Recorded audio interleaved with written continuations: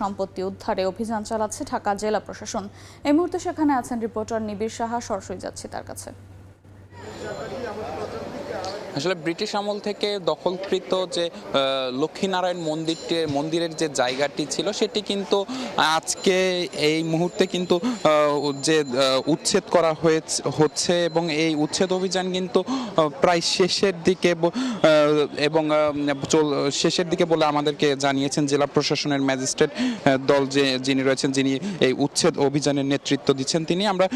কথা বলেছিলাম তার সাথে, তিনি আমাদেরকে যেমনটি জানিয়েছেন যে এই জায়গাটি সেটি কিন্তু আসলে ব্রিটিশ আমলে এই যে মন্দিরের নামে বরাদ্দ হয়েছিল এবং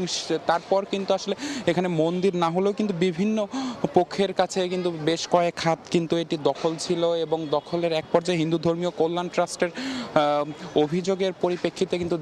জেলা প্রশাসন কিন্তু এটি তদন্ত করে যে এই জায়গাটি আসলে কাদের ছিল এবং পরবর্তীতে তারা তদন্ত প্রতিবেদনে যেমনটি পায় যে আসলে এই জায়গাটি ব্রিটিশ আমল থেকে এই লক্ষ্মীনারায়ণ মন্দিরের নামেই কিন্তু বরাদ্দ ছিল এবং সেই পরিপ্রেক্ষিতেই কিন্তু আজকে অভিযান চালানো হচ্ছে এবং সকাল 9টা থেকে শুরু হয় এই অভিযান কিন্তু প্রায় শেষের দিকে। আমরা কথা বলেছিলাম ম্যাজিস্ট্রেট যিনি রয়েছেন তার সাথে, তিনি আমাদেরকে যেমনটি জানিয়েছেন যে আসলে এই অভিযানটি কিন্তু এই অভিযানে মোট যে মন্দিরের যে জায়গাটি ছিল প্রায় 30% জায়গা দখলমুক্ত করা হয়েছে এবং ইতোমধ্যে 2টি ব্যবসা প্রতিষ্ঠান এবং আরও বেশ কিছু অস্থায়ী ব্যবসা প্রতিষ্ঠান ছিল যেগুলো কিন্তু ভেঙে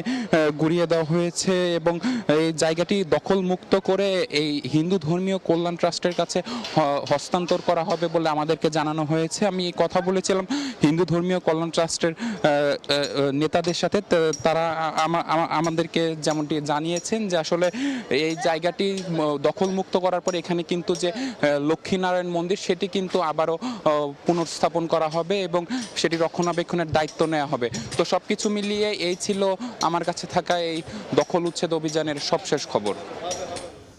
সরাসরি যুক্ত ছিলাম রাজধানীর মতিঝিলে।